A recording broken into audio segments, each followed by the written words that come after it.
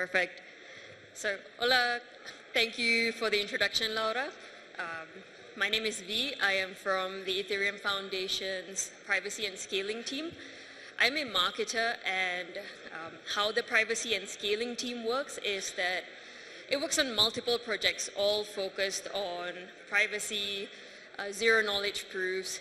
And so I work on a specific project called Quadratic Funding.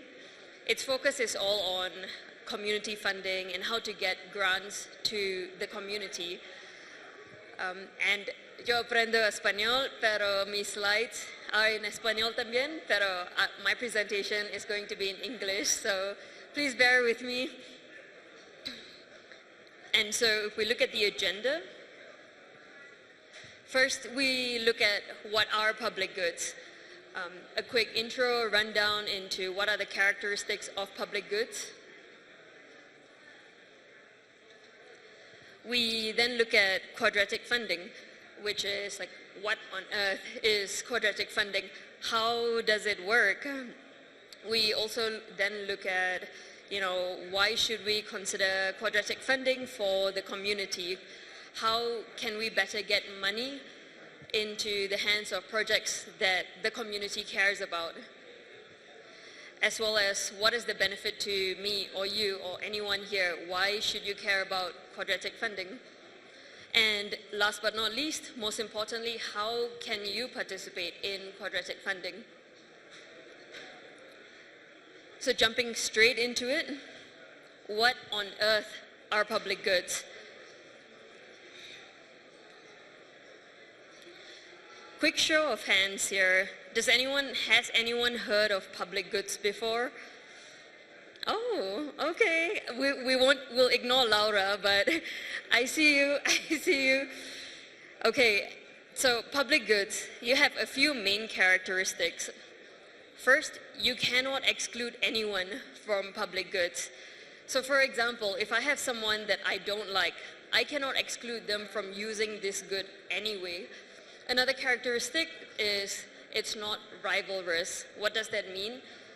Let's say if I use this good, that doesn't mean there's going to be less of it for the next person who plans on using it. And lastly,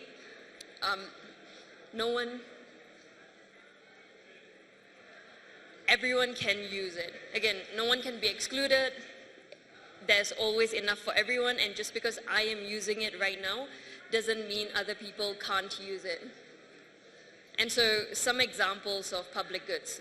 In the offline space, you are looking at things like street lights, things like roads, libraries, and on the online space, public goods are like the blockchain, Ethereum blockchain, as well as things like YouTube, where everyone and anyone has access to it. No one can be excluded from using it. And that brings us to the question of what on earth is quadratic funding? So taking a step back, if we look at traditional financing, how the model works right now is that we, as a public, we vote for governments into power. And governments then decide what to do with our tax dollars and which projects they should fund. So, for example, what this looks like is I may vote for a government into place and I care about climate change, but the government that is in power may care more about putting money towards defense instead. And so there's not much alignment, but there's really nothing we can do about it until we vote for the next government 4 to 6 years down the road. What's different is in quadratic funding, we have a body of power. This could be a non-profit, a government, whatsoever. They put up a sum of money. We call this the matching pool, which is just a sum of money. What then happens is the community gets to vote and decide how this money can be used. The key idea and takeaway is that it doesn't matter if one person has more money or one person has less money. What matters is that everyone can vote equally to show and reflect where they think money should be going. So again, key characteristics is everyone gets a predetermined amount of votes. For example, I get 10 votes, you get 10 votes, everyone gets the same amount of votes. We can choose which project for public goods we want to fund. Everyone gets an equal amount of votes and the power for each vote remains the same. And it is an extremely decentralized process. Just because one person has more money, more influence, it doesn't matter because the amount of vote, the power that their vote carries is the same as the rest of us. And so the idea is just that the power is given back to the community. And of course, for my Lord of the Rings fans, you do have power thanks to quadratic funding. So this is a lot of jargon, I understand, and I thought the best way to bring across this concept is by giving an example. So this is the math behind quadratic funding. I'm sure we all love math so much that is my reaction every time I'm trying to explain the math formula. It's confusing. So I think a better way is to give an example. Let's assume that we have $10,000 to give to projects working on public goods. We assume that we're going to distribute this $10,000 to 3 projects, and everyone in the community gets to vote for these projects. So assuming that for project A, you have 2 people voting for that project, and this project could be working on anything related to public goods. So let's say maybe it's focused on improving Chapultepec Park, and let's assume project B has 5 people voting for it. This could be another project that is working on climate change solution, bringing about solar panels. And assuming project C is the popular kid on the block, it has 20 people vote for it to distribute the $10,000. And so again, we use this math formula that everyone loves so much to decide how the grant is going to be distributed. Again, as a reminder, all 3 projects were receiving $1,000 from the voters. So for project A, that has 2 people voting for it, how the $10,000 would be distributed is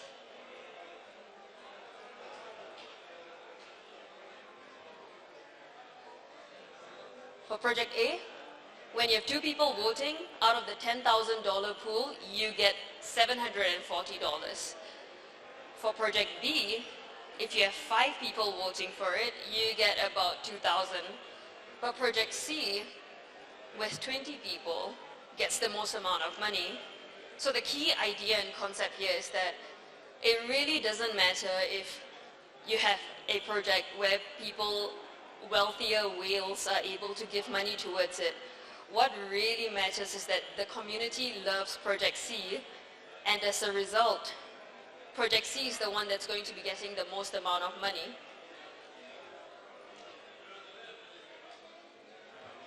So the main idea is bringing it back to community funding. The idea is with quadratic funding, it acts as a signal to reflect what the community thinks is important. Right now, if you look at how traditional governments work, there's a bit of a disconnect between what people in power think the community wants versus what the community actually wants at the moment. And so quadratic funding forms an immediate signal of what this is. So yes, again, all that matters is what the community wants. It's all about giving power back to the people and reflecting this in how money is distributed. So we've talked about this community funding, and now the question is like, why? Why do you want quadratic funding? Again, first, all that matters, the most important thing is how many people are voting. That's all that matters. It doesn't matter if for one project it is backed by someone who's extremely wealthy. If another project has popular vote, that project is the one that's going to get the most funding. It acts as a huge signal to reflect what the community wants. Again, it reflects the pulse of the signal as well in terms of what is important to the community at this moment. And very lastly, the entire idea of quadratic funding is it doesn't matter how much of money you have. What is more important is whether you are participating or not. Even if all I have is 1 peso to put towards funding, that's fine. What matters more is that I am voting. So how does it benefit you? How does it benefit me? Why should I participate? I think it's fair to say that every single person here has definitely benefited from public goods. So I'm sure every single person here has been to Chapultepec or Parque España or Parque Mexico, and parks are a public good. So since all of us have benefited from public good, right now with quadratic funding, we can actively participate to show that which project is important to us and put money towards funding those projects.